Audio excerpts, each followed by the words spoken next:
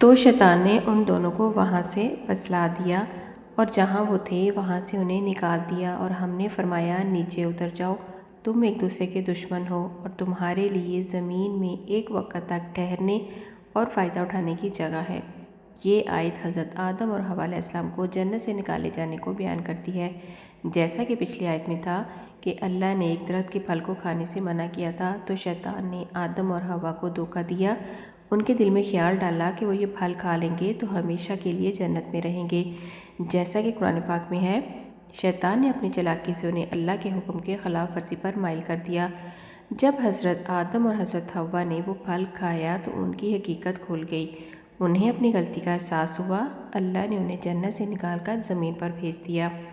اس آیت سے ثابت ہوا کہ کس طرح انسان اور شیطان کے درمیان دشمنی شروع ہوئی، اور اس طرح زمین کو انسان کے لیے رہنے اور روزی کمانے کا مقام بنا دیا، لیکن ہمیشہ کے لیے نہیں بلکہ ایک مقررہ وقت تک۔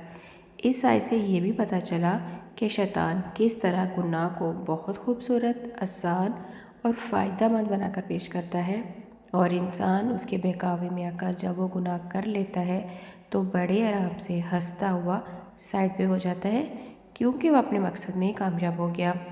مطلب انسان اگر اللہ کے احکام کی خلاف ورزی کرے گا تو وہ آزمائش میں پڑے گا۔